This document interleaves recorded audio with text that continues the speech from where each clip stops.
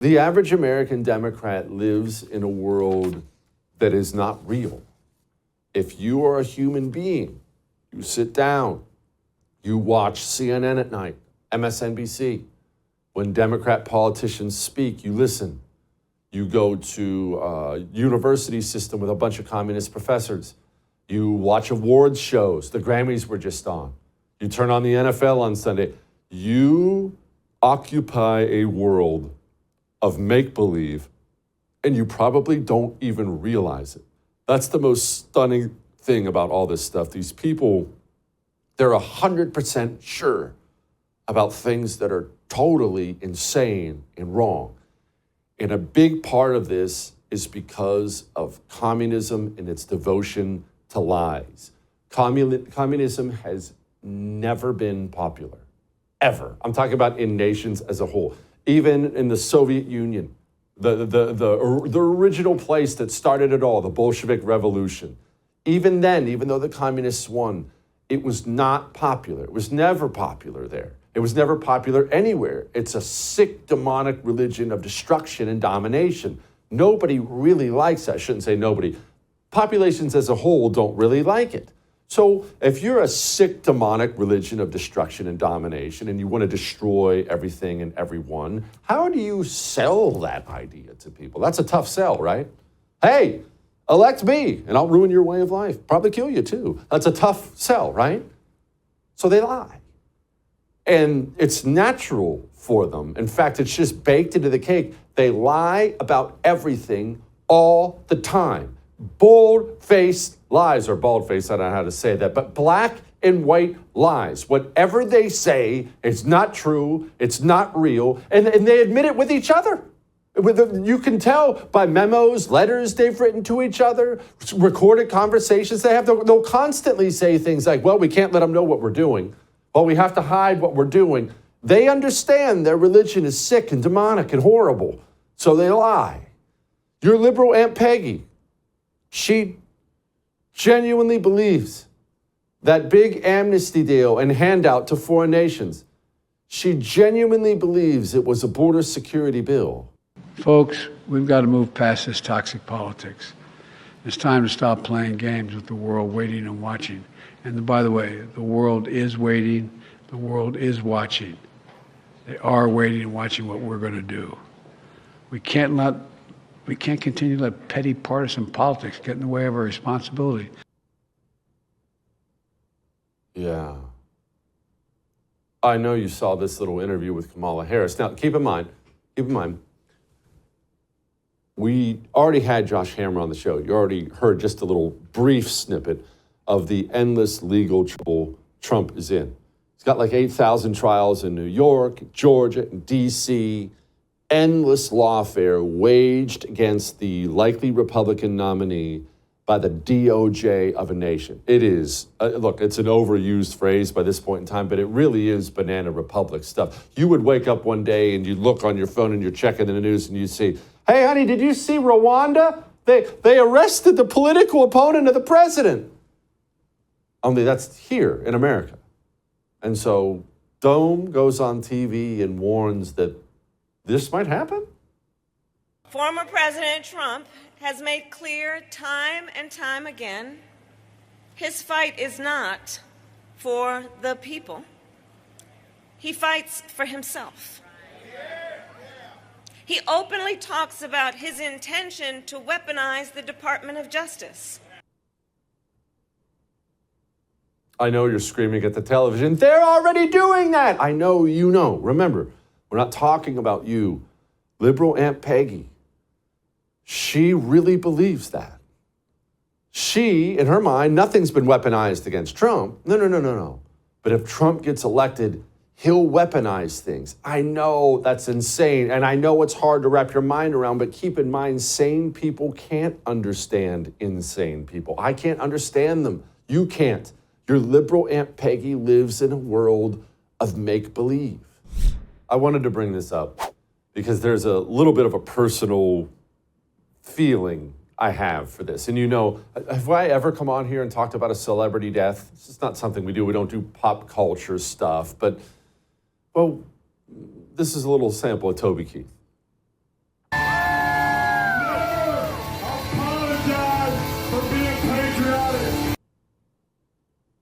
Never apologized for being patriotic. We lost him 62 years old, stomach cancer, terrible thing. Okay, I'm just going to say something.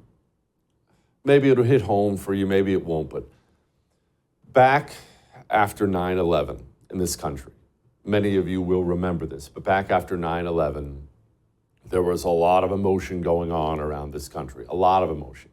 I was a young Marine at the time. I didn't join after 9/11. I was already in the Marines. I've been in for a year or two, something like that. 9/11 happens. There wasn't a ton of pop culture support for us as we saw it.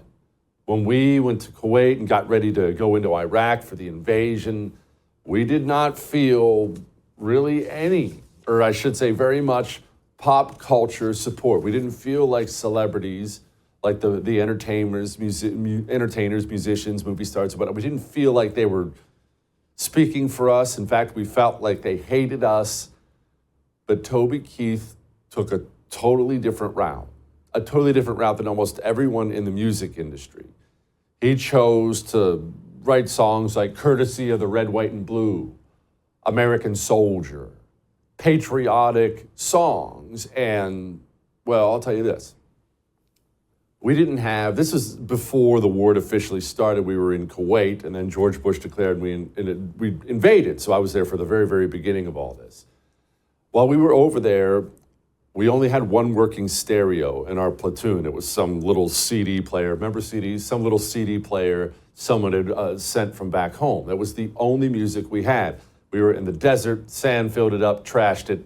We very quickly didn't have any music. Have you ever been without music at all for an extended period of time in your life? I'm not even a musical person. I certainly can't sing or dance, but it's wild when you go without music for a while how much you crave it. And we craved it. And we had a guy, I don't want to name him, said I didn't talk to him before the show, but we had a guy in our platoon, weapons platoon, from Arkansas, a country guy, and he loved Toby Keith. And he could sing. He had a set of pipes on him. And he loved Brought to You Courtesy of the Red, White, and Blue. He loved American Soldier. He loved all of Toby Keith's other songs, his big hits. And he loved them to the point he had memorized them. And whenever we could talk him into it, we would talk him into standing up in front of the platoon, no music, we didn't hear nothing. And he would sing us Toby Keith songs. And man, it was awesome.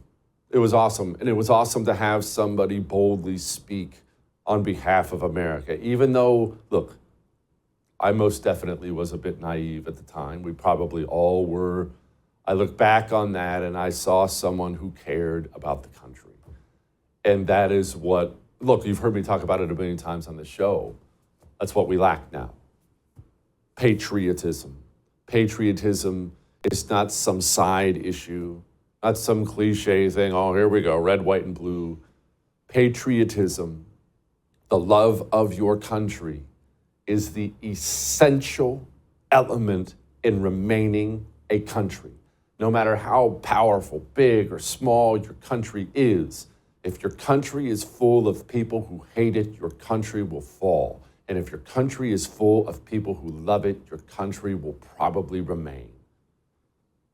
I love the fact that there was a celebrity, at least for a while, who just talked about America and the greatness of it. And look, I'm not going to get all misty here. I'm not an emotional person, and you know I don't do celebrity deaths, but Toby Keith, rest in peace, sir. You meant something to us at the time. And look at how far we've fallen since then. Super Bowl is coming up in, 5-6 days, whatever. I know it's on Sunday. I just don't know whether I count the day of, whatever. Super Bowl is coming up this Sunday. Patriotism? No, now we live in a country where they feel the need to play the black national anthem before the actual national anthem. Now we live in the divided states of America. Now we have Black Lives Matter in the end zones and racism in the end zones. We have Drew Brees rocking around, well, I think he's retired now. I don't watch the NFL anymore, with a rapist's name on his helmet. That's what's happened in this country. It's wild how far patriotism is has been removed from this society. In fact, any place you see it, it almost looks out of place now, doesn't it? Think about this. Think about, the Grammys were just the other night. No, I didn't watch it, but the Grammys were the other night. Think how wild it would have been to have some singer get up on stage and say, nothing political. Hey, I just want to tell everybody I love America. I am blessed to be here. We are so blessed to live in this country. It would have been almost odd, right? Not almost, it would have been odd. So out of place, it would have been odd. 20, 30 years, patriotism just vanished before our eyes. Now we have communists like this one in Tennessee. Representative Jones has declined to say the prayer. He asked for someone else for their assistance, Leader Camper. Are you asking to help him lead the prayer? Yes, sir. Leader The Camper. pledge. Salute, pledge. I pledge allegiance to the flag of the United States of America and to the republic for which it stands, one nation, under God, indivisible, with liberty and justice for all. He was asked about that little display there. Justin Jones said, quote, "I couldn't bring myself to join their performative patriotism as they continue to support an insurrectionist for president and undermine liberty and justice for all." You know, the truth is, I should have seen this coming a long time ago, because I remember having an argument with a Democrat I knew. This is 10 years ago, maybe now. And I was talking to him about politics starting to creep into sports, speaking of the NFL. Democrat, left-wing politics, America sucks, America's evil, that kind of thing. And I remember telling him, hey, man, there shouldn't be any politics in sports. It should just be sports. And he looked me dead in the eye. He was serious. And he said, what do you mean? Sports is already political. They already play the national anthem and celebrate the military. Doesn't that tell you everything about how the communists see this country? Tells me everything. It tells you everything about how rotted and soulless it is. And that brings me to our politicians. I'm gonna wrap up with this. One last note on the Senate border bill thing that looks like it probably won't even get out of the Senate. And I want to credit you with this. Your outrage, the outrage from you was almost universal. It was universally felt to the point where they're now behind closed doors in the Senate feeling bad for James Lankford, Senator Kendall, because he's probably going to lose his seat in the Senate, hopefully, because of this whole thing. So it's dead, right? But I just want to remind you that Democrat leadership and Republican leadership, while the American border remains wide open, while this country is invaded with millions of criminals who have no right to be here, Republican and Democrat leadership came together to ensure that the border stayed open and give billions of your money to Ukraine and Israel. This is Chuck Schumer. Leader McConnell and I, who disagree on many issues, have never worked so closely together on legislation as we did on this, because we both realize the gravity of the situation. These people are awful. The people who lead this nation are awful. And I know it's kind of weird to go off on that, but it's what made me miss Toby Keith. It's what made me kind of do that sucks when I saw he died, because I remember the feeling in this nation 20-some years ago, and I miss it. While Donald Trump was president, Democrats in this country conducted themselves like nothing I have ever seen before in my life. Impeachment was a huge deal before Donald Trump took over as president. They then impeached him twice over nothing. He was completely kneecapped from within his own State Department, his own military. The media went all in, even in ways we'd never seen before. They decided that there were no more rules, that it was just blind rage at any cost. Okay, what are we going to do to make sure they don't do that again? Because I promise you this, cross my heart and hope to die, I promise you, These people are not going to stop once Donald Trump is gone. It had nothing to do with Trump. This is who they are now. We have to make sure they know the pain will come back the other way. If they don't know that, they'll never stop. So why impeach Mayorkas? Because it's embarrassing. It's an election year. It's humiliating. If you impeach Mayorkas, he then has to go through a trial in the Senate to decide whether or not he can be removed. He, of course, won't be removed because Democrats have a majority, but he's going to sit in front of these seasoned lawyers in the Senate and be interrogated about things under oath. It's devastating. It's humiliating for Joe Biden. It's humiliating for Mayorkas. We have to impeach Mayorkas because it will hurt. And saying things that way makes so many people on the right uncomfortable. I'm sorry to be the bearer of bad news. You cannot win. We can never take this country back without them feeling pain. There's no polite way to do this. We have to impeach them. Frankly, Joe Biden should have been impeached with the very first vote after the GOP took back the House of Representatives. And frankly, he should have been impeached every few months.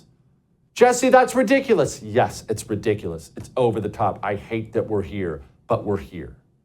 So why did this impeachment vote fail yesterday? Well, the low-T GOP.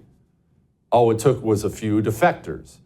Now, understand, there are different reasons people defect, and you're never going to know specifically. No one's going to confess on camera why they defected. But let's talk about some things, some theories that I have. And no, I don't feel bad bringing this up at all. Blackmail in politics, it's not just something you watch on that series on Netflix. It's the entire history of politics, not just in America, the history of the world. I believe, and I have believed for some time, that Congressman Ken Buck, he's one of the ones who voted against impeachment yesterday. I believe he is, this is a total theory. I don't have any evidence backing this up. I believe he's been compromised in some way. What way? I don't know. I don't have any idea. I don't know what it may be. Cheats on his taxes. I don't know. Someone got some bad pictures of him somewhere. I don't know. But I've thought this ever since I saw him interrogate Christopher Wray. And before I play that for you, I want to remind you of something before I play you this clip. Congress sits over top of the FBI. The FBI is underneath Congress. Congress has oversight authority over the FBI. So when the director of the FBI has to come sit in front of Congress and answer some very difficult questions about SWAT teams arresting pro-lifers, about all the evil things the FBI has done, sending informants into your church. When the FBI director has to come answer questions, he is most definitely supposed to be the underling, nervous, scared. I want you to watch this little exchange between Ken Buck and Christopher Wray. Why do I think Ken Buck is compromised? After you watch this video clip, or as you watch this video clip, ask yourself, who looks like the subservient one here? I want to thank you for leading an agency, as you mentioned in your opening statement, that protects Americans from foreign terrorists, that an agency that protects Americans from spies from China and Russia, and cybercrime and public corruption and organized crime and drug cartels and human traffickers and white-collar criminals. And I want to thank you and the FBI for protecting law-abiding Americans from the evil that exists all around us. And frankly, I am not in favor of defunding the FBI, nor am I in favor of splitting up the FBI, nor am I in favor of using the Holman Rule for the FBI director. That's Ken Buck. He is a member of the Freedom Caucus. Shoot, we've had him on this show years ago. He'll obviously never be back. I don't think he would accept even if we asked. Now, licking the boots of the FBI director. I believe he's compromised, and that's how things work in Washington, D.C. And it also, they trade favors. I owe Heritage Foundation all the credit in the world for this one. Mike Gallagher is another one of these losers who voted no on impeachment. Mike Gallagher he sent a letter 2 weeks ago to Alejandro Mayorkas asking for, and I quote, help with textile imports. Mayorkas, in turn, helps Gallagher. Mayorkas comes up for impeachment. He very clearly deserves to be impeached. Gallagher gets up and says, no, I can't do it. And look, some of it's just no guts. And this is what drives me crazy. about conservatism, what conservatism has been for most of my life. What conservatism has been for most of my life. This is why I'm an anti-communist. I'm not a Republican. I don't call myself a conservative. Conservatism for all my life has been people in power handing us a list of reasons why they can't do anything to fight back, why they won't fight back against the communists. Almost always, they will reference the Constitution or the founders, not as the wonderful document that limited the size of the government. It's always handed to us as a big universal get out of jail free card excuse by these GOPers for why they can't help us out. Tom McClintock voted against impeachment yesterday. Listen to Tom McClintock with Mike Slater.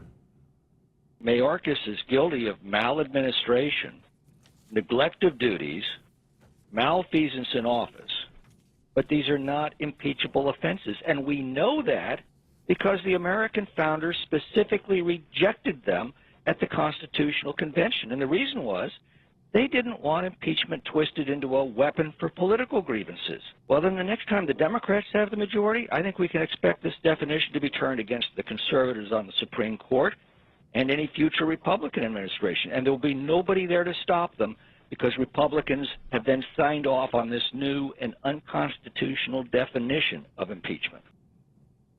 There's already a new definition of impeachment. They already did impeachment twice, completely ridiculous. It doesn't matter what you say now, you worthless sissy loser. They are going to use impeachment from now to the end of time. They made that choice. You didn't. You don't want to fight back because you don't have any balls, and it makes me freaking sick. I am so sick of being handed the Constitution as a reason why you won't do anything, you dorks.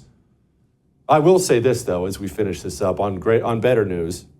You remember when I said this about James Lankford? It's important that Senator Lankford have his entire professional life destroyed. You know why it's important? It's not just because of the unending amounts of malice I have in my heart towards cowardice like that. It's important that the other GOP senators see Lankford destroyed. They must look at what happens when you betray us like this, and they must be afraid of us. So Oklahoma, it's time to giddy up. It's time to get a real primary going. It's time to run James Lankford out of GOP politics so every other flat in the front senator like him looks on in horror as his career goes down the tubes and worries for themselves. It is time to come for James Lankford. Senator, now it's on. Well, he may be a useless idiot, but he has wonderful taste in television. Here's the senator today. In fact, I had a popular commentator 4 weeks ago that I talked to that told me flat out, before they knew any of the contents of the bill, nothing was out at that point, that told me flat out, if you try to move a bill that solves the border crisis during this presidential year, I will do whatever I can to destroy you. You have wonderful taste, Senator. All that may have made you uncomfortable, but I'm right. And it wasn't 4 weeks ago. Quit telling lies. Have you ever known somebody who is going through, and I hope you haven't, but sadly so many of us do, that is going through Alzheimer's or dementia? Have you ever known someone in your life? You probably have. It's awful. It's awful. There's nothing to celebrate about it. But there is something people who have gone through this will know.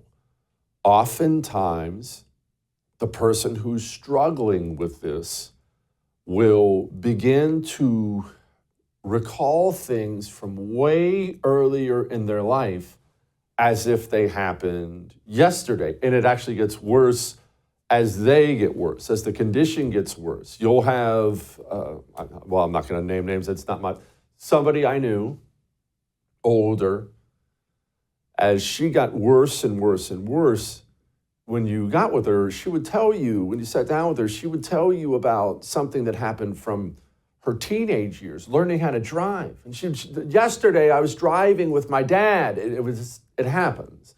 So yes, obviously it's easy to poke fun at Joe Biden, but It's wild to watch the president, the sitting president of the United States of America, do this on camera. Here's Joe Biden recalling meeting with the French president after he got elected president, except the guy he recalled meeting died almost 30 years ago. People have pled guilty. You know, right after I was elected, I went to what they call a G7 meeting, all the NATO leaders. And it was in the south of England. And I sat down and I said, America's back. And Mitterrand from from France looked at me and said, you know, how long are you back for? Recalling a conversation he just recently had with a man who's been dead for 28 years.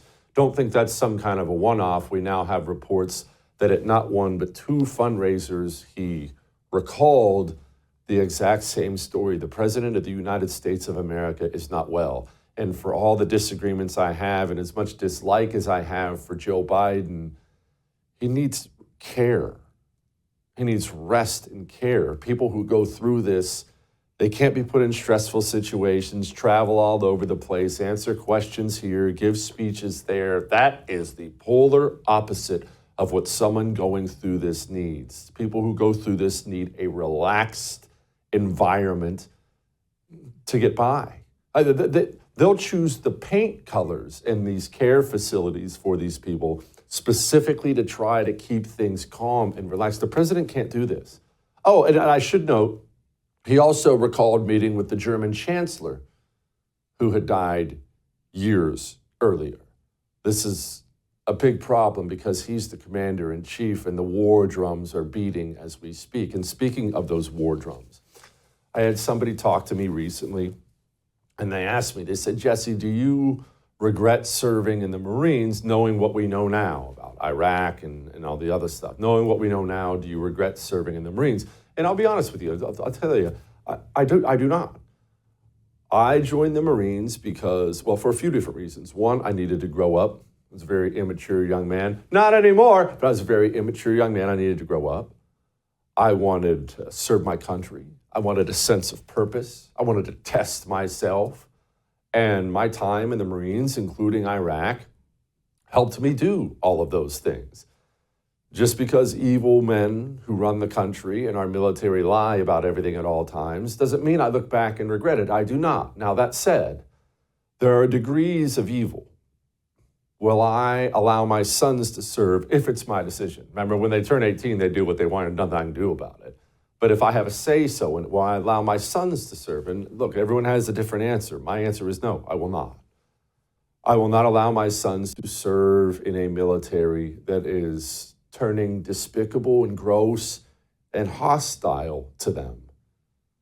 I will not allow my sons to serve underneath this. Why is diversity important to the Air Force? Diversity is important to the Air Force because the world is diverse. because without it, we're limited. It's what makes the Air Force stronger. When we collaborate with people from different backgrounds, we always come up with multiple solutions. We need all diversity of thought, and we need to honor the values and opinions of everyone in the United States Air Force. I think it's important for us to see possibility in our senior leadership, and diversity brings that to the table as well. No, my sons will not serve under that. Everyone knows what DEI actually is. It's communism, for one. It's anti-white racism, anti-white male. I will not allow my sons to serve underneath that. But I simply won't. Why would I put my sons in that? They can serve in other ways. And let's talk about the basic competence problem. If I allow my sons to go in, their lives may very well rely upon somebody who only achieved their position because they were gay or a woman or black or whatever the case may be. So I'm going to potentially lose my sons for diversity's sake? Nah, I'm going to go ahead and pass on that. Have you seen the latest about diversity? I hope you're ready to fly the friendly skies this year. Take a listen to this little training video from the FAA. But we're also looking at really a need across the agency to recruit and retain a diverse population of folks. Your whole program is very heavily male dominated. It just is. And really it is white male dominated. Let's just say what it is. And so let's be willing, that is today what it is. And then let's talk about what could the future look like if we really had this program that was representative of the whole country, right? Of the whole world. No, Angela, that's great, honestly. Those are some words that we really need to spend some time, I think, kind of digging through and thinking about. Yeah, I want to make sure Matt Walsh gets credit for breaking that story of the Daily Wire. But look, we all woke up today to the news that 2 planes just collided in Boston, 2 JetBlue planes. By the grace of God, nobody was hurt this time. We have the story about the United plane that landed so hard, allegedly by a diversity hire pilot, that the plane is probably totaled. Collisions, near collisions, planes, that all-woman flight crew in the military skidding off the runway. Communism kills, DEI kills people, and this stuff is bad. It's really bad, and it's infected every part of this society like cancer. Did you hear this from Eric Adams in New York? Have you ever seen this much chocolate leading the city of New York? And then go down the line. Look who's here. This is representative of the city. That's why people are hating on me. You trying to figure out why they're hating on me? They're hating on me because how many of you go to church? Ma'am, this is a Matthew 21:12 moment. Jesus walked in the temple. He saw them doing wrong in the temple. He did what? He turned the table over. I went to City Hall to turn the table over. First woman police commissioner of color. First Spanish-speaking police commissioner. First Spanish-speaking correction commissioner. Go through the line of what we're doing. Yeah, I wonder why New York City's going downhill. Have you ever seen this much chocolate? Disgusting.